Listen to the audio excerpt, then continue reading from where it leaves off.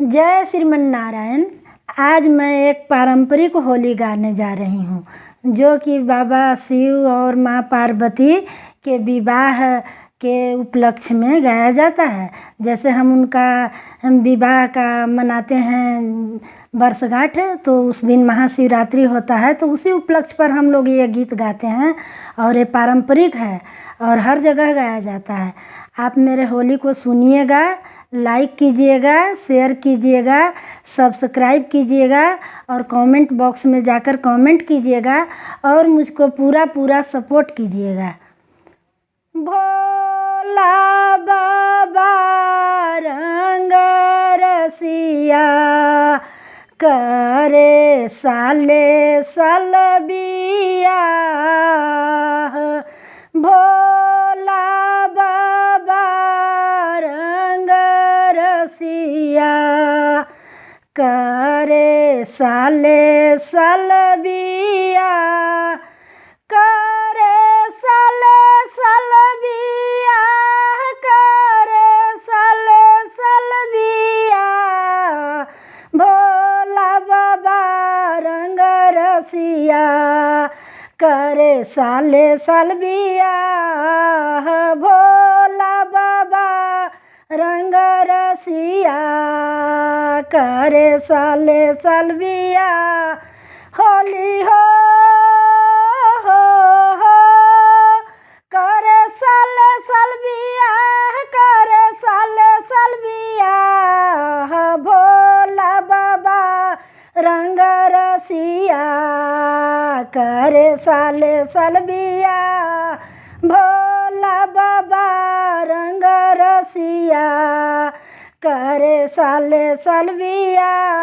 माथवा में शोभले बड़े बड़े जटवा, बड़े बड़े जटवा हो, बड़े बड़े जटवा। जटवा से बहे गंगा धार हो, आहो जटवा से बहे गंगा धार। भोला बाबा रंग रसिया करे साले साल बिया। भोला बाबा रंग रसिया करे साले साल बिया, करे साले साल बिया। भोला बाबा रंग रसिया करे साले साल बिया। भोला बाबा रंग रसिया करे साले साल बिया। हाथवा में शोभले डमरू त्रिशूलवा, डमरू त्रिशूलवा हो, डमरू त्रिशूलवा। गलवा में नगवा के हार हो, आहो गलवा में नगवा के हार। भोला बाबा रंग रसिया करे साले साल बिया।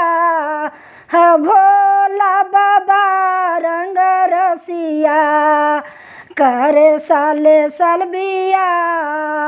भोला बाबा रंग रसिया करे साले साल बिया। अंगवा में शोभले रखिया भभूतवा, रखिया भभूतवा हो, रखिया भभूतवा। कमर पर बघवा के छाल हो, आहो बसहा बैलया सवार। भोला बाबा रंग रसिया करे साले साल बिया। भोला बाबा रंग रसिया करे साले साल बिया, करे साले साल बिया, करे साले साल बिया। भोला बाबा रंग रसिया करे साले साल बिया। भोला बाबा रंग रसिया करे साले साल बिया। भोला बाबा करे साले साल बिया, करे साले साल बिया।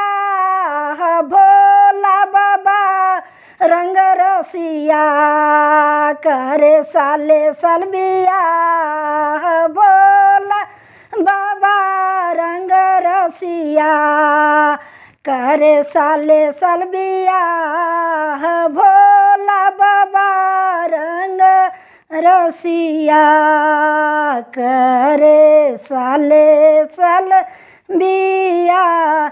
हरि बोलो द्वारिका नाथ सियावर होली हो।